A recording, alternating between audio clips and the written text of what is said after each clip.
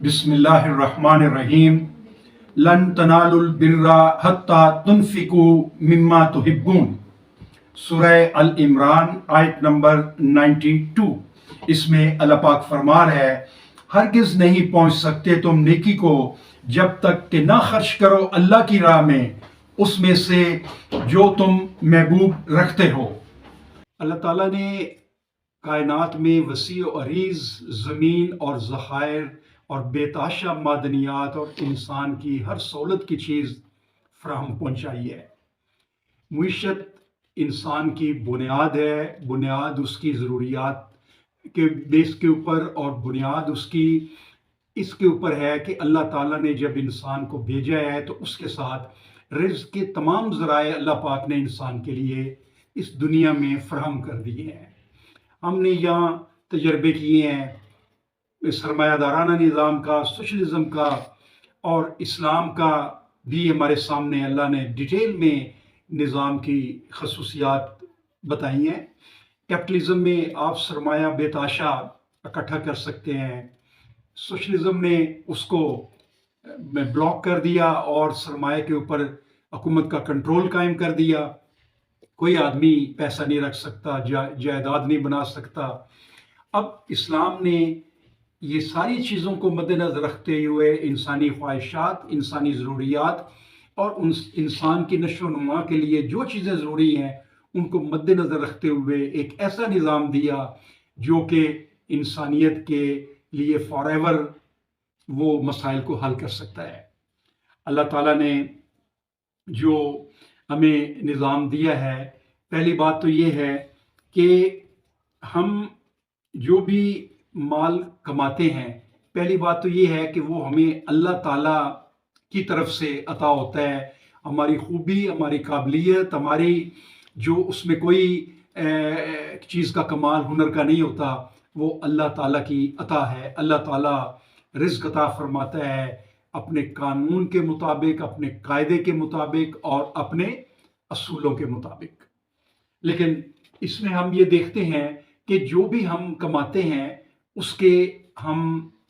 مالک ہیں، اور مالک ہونے کے بعد اللہ پاک ہمیں کہتا ہے کہ یہ جو میں نے آپ کو مالک بنایا ہے اس کو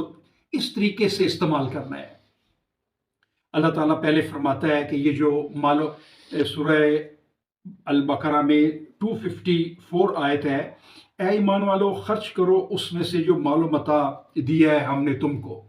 اس میں اللہ تعالیٰ واضح فرما رہا ہے کہ یہ مال جو دیا ہے یہ میری عطا ہے۔ پھر سورہ بقرہ میں 215 نمبر آیت ہے، پوچھتے ہیں لوگ تم سے کیا خرچ کریں، کہہ دو جو کچھ خرچ کرو مال میں سے وہ ہے والدین کے لیے، رشتہ داروں کے لیے، یتیموں کے لیے، مسکینوں کے لیے اور مسافروں کے لیے۔ اللہ پاک نے جو مال آپ کو دیا ہے اس کو میں اپنے رشتہ داروں اور یتیموں، مسکینوں، مسافروں اور مانگنے والوں کے لیے استعمال کا حکم دیا ہے۔ اور پھر اللہ تعالیٰ سورہ بقرہ میں ہی 43 آیت میں اللہ پاک فرماتا ہے کہ قائم کرو نماز اور دیا کرو زکوٰۃ۔ اللہ نے جو مال دیا ہے اس کے اوپر زکوٰۃ بھی واجب کر دی ہے۔ اور پھر اللہ یہ فرماتا ہے کہ کون ہے وہ جو قرض حسنہ دے اللہ کو قرض حسنہ، تاکہ بڑھا چڑھا کر واپس کرے اللہ اسے کئی گنا بڑھانا۔ آپ اگر ان آیات کے اوپر غور کریں تو جہاں پہ سوشلزم میں دولت کے اوپر پابندی ہے، کیپٹلزم کے نظام میں دولت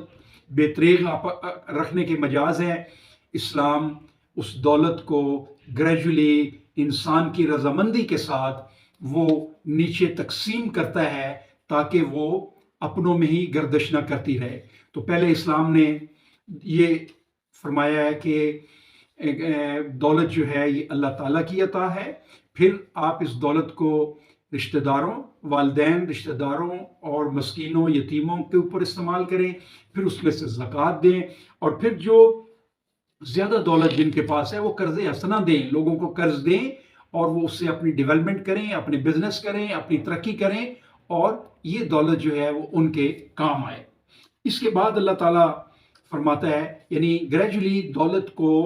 ڈیوائیڈ کرنے کے اللہ پاک نے طریقے بتائے ہیں کہ کس طریقے سے آپ اس دولت کو استعمال کر سکتے ہیں، اور اس کا بہترین استعمال ہے کہ اللہ کے راستے میں اس کو خرچ کریں۔ اسلام دولت کے ارتکاز کو منع کرتا ہے، اللہ کے راستے میں اس کو خرچ کرنا جو ہے وہ اجازت دیتا ہے اور حکم دیتا ہے کہ وہ دولت کو اللہ کی منشا کے مطابق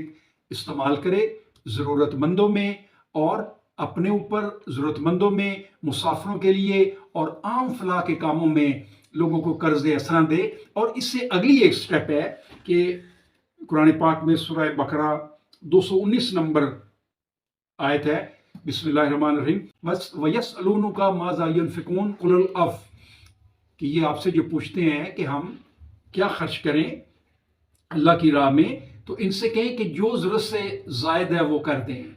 یعنی اسلام ضرورت سے زیادہ دولت کو دوسروں کے اوپر خرچ کرنے کا حکم دیتا ہے، اس کو ارتکاز کا حکم نہیں دیتا۔ اللہ تعالیٰ وہ جو دولت ہوتی ہے جو اللہ عطا کرتا ہے اس کے اوپر دوسروں کا بھی حق ہے، اور ایک اللہ نے جو ویلفیئر سٹیٹ مسلمانوں کے لیے نشاندہی کی ہے اور حکم دیا ہے، اس میں دولت کے ارتکاز کو منع کر کے دولت کو ضرورت مندوں میں تقسیم کرنے کا حکم دیتا ہے، استعمال کرنے کا حکم دیتا ہے، اور دولت کے ارتکاز کو اسلام میں منع فرمایا گیا ہے۔ ہمارا جو یہاں سسٹم چل رہا ہے وہ کیپٹلسٹک سسٹم چل رہا ہے، اس میں جاگیریں ہیں، اس میں دولت کا ارتکاز ہے، اس میں تمام لوگ جو ہیں وہ جتنی دولت کماتے ہیں اس کے حقدار بن جاتے ہیں، اور یہ کیپٹلسٹک سسٹم ہمیں برطانیہ سے ملا ہے، ہمیں جب یہاں پہ انگریز قابض تھا اس نے دیا ہے، ہم نے اس سسٹم میں کوئی تبدیلی نہیں کی۔ اسلام کے سسٹم اس کے بالکل الٹ ہے، جو انسان کی بنیادی ضروریات پوری کرنے کا ذمہ دار بنتا ہے، اور ہر بندے کی بنیادی ضروریات پھر فراہم کی جا سکتی ہیں کہ وہ تمام وسائل جو ہے وہ حکومت استعمال کرے جو لوگوں کی ڈیولپمنٹ، لوگوں کو بیسک نیڈ دینے میں اور لوگوں کو ایک فلاحی سوسائٹی میں تبدیل کرنے کے لیے استعمال ہو سکے۔ تو اس نظام میں اللہ پاک نے ہمیں اس کو تبدیل کر کے قرآن کے نظام کے مطابق ہمیں چلنے کا حکم دیا ہے۔ ہمارا سرمایہ دار، ہمارا جاگیردار اللہ کے اس پیغام کو جان لے، پہچان لے، مانے یا نہ مانے وہ اس کی مرضی ہے، مان لے گا تو بچ جائے گا، نہیں مانے گا تو پھر اللہ کی پکڑ بڑی سخت ہے، یہاں نہیں تو آگے۔ اس دولت کو اللہ تعالیٰ نے حساب کتاب لینا ہے، اور قرآن پاک میں واضح آیت ہے کہ جس نے سونا چاندی جمع کیا اور گن گن کر رکھا،